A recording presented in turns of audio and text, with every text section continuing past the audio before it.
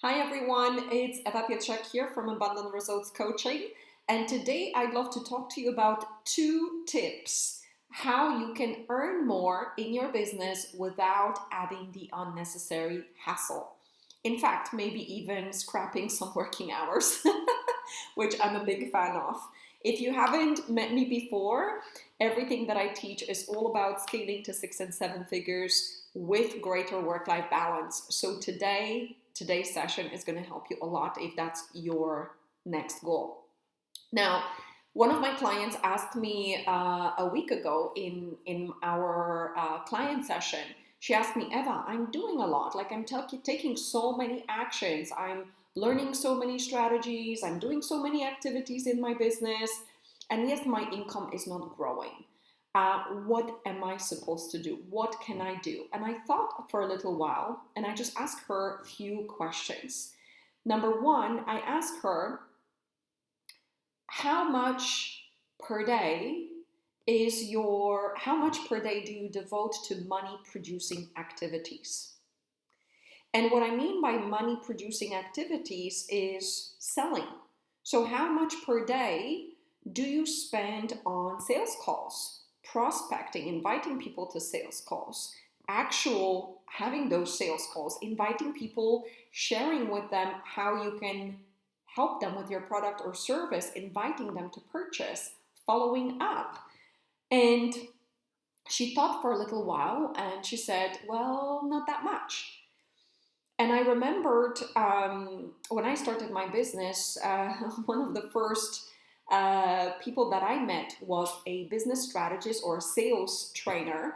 And he said to me, 60% of your day should be devoted to selling. If you have a business and you want to have a business, 60% of your day should be devoted to selling. And I know it may seem such an obvious thing to do, but a lot of the time we don't do that. We spend time posting on social media. We spend time scrolling. We spend time studying strategies. We spend time carrying out our admin or finance tasks or corresponding with clients and we get busy and it was a huge aha moment for my client. She was like, you know what, I actually do not spend 60% of my days doing sales activities, money producing tasks. So I want you to ask yourself, do you spend majority of your day doing money producing tasks? Because if not, when you start doing that, your income will not naturally go up. Now, we know that our mind doesn't want to be doing money producing tasks because they are usually uncomfortable, right?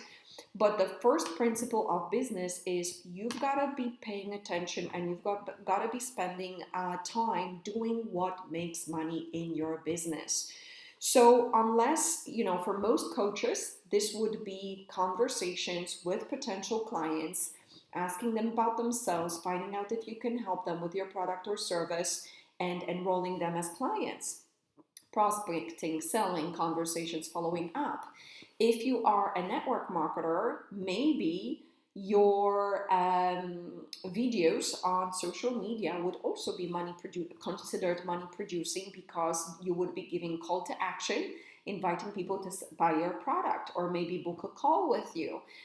Even if you're a coach, if you're doing a webinar, if you're doing a workshop, if you're doing anything that generates one-on-one calls or sales, that is money producing tasks. But I really want you to ask yourself, how much time do you devote to other tasks and how much time do you devote to actual money producing activities? And if you find that you're not devoting enough, make this your priority. The second thing I asked my client is, what is your dominant emotion around money? Do you feel like you have a lot of money? Do you feel confident? Do you feel grateful? Do you feel prosperous?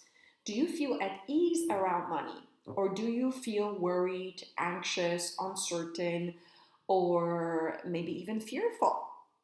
And so obviously she said to me that most of the time she feels uncertain and anxious.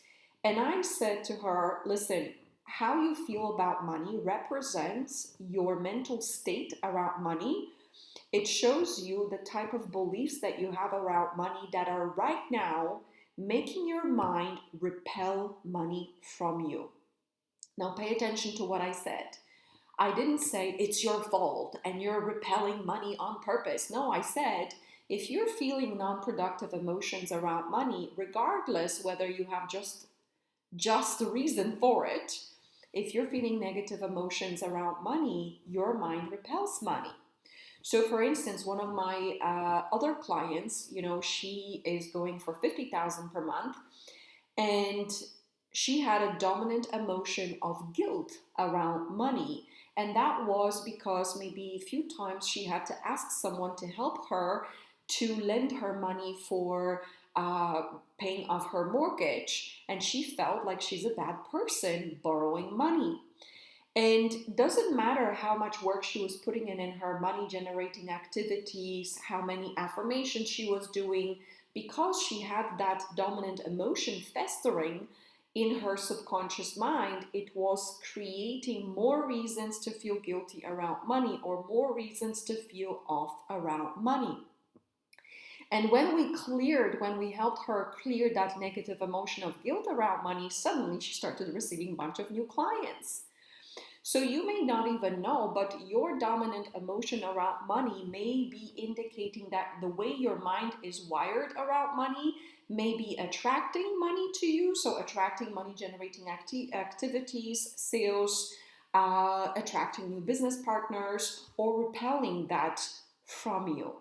Now, once you shift your dominant emotional state around money, a lot of miracles happen. Like suddenly you start getting sales that you didn't have before. Suddenly you start receiving ideas how to produce money that you didn't have before. Now, if you enjoy what I'm sharing here with you, I want to teach you practically how to do this.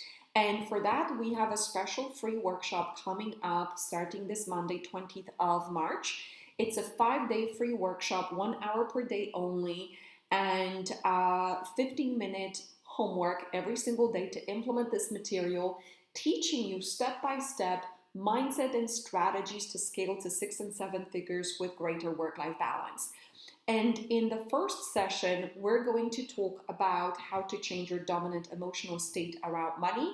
And in the third session, we're going to talk about how to shift into doing more of your money producing tasks, the tasks that actually matter. Because see, reaching your goal, your financial goal in your business is not about doing more of what you're doing. It's about doing the things that are right, that maybe you already know them, but you're sabotaging your behavior, or maybe you don't know them. And this is what we're going to be sharing in session 4.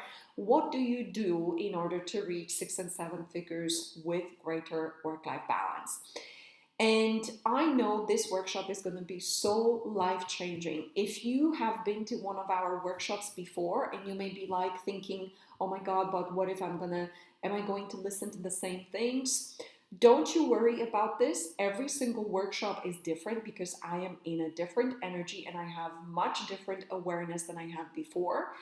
Right now, I am happily confirming that I will be moving into my new dream home, a multi-7-figure villa in Spain, overlooking sea and palm trees within the next few weeks, and everything is complete, all the payments, everything is done, and I'm just like a new person. And I tell you, if you've learned something from me before, you're gonna learn different this time. And one of the first principles of learning is repetition. So my teacher, Bob Proctor, my first mentor, Bob Proctor, told me every time you repeat certain content, it's not that you're hearing something different, you've changed. And that's why you pick up different awareness from the training that helps you move forward towards your C-type goal. So if this inspires you, if you want to move yourself to 6 or 7 figures with greater work-life balance, you want to cut out the overwork, and you want to learn exactly what you need to do and how to do it, then make sure you click the link under this video and join us. It's going to be a game changer.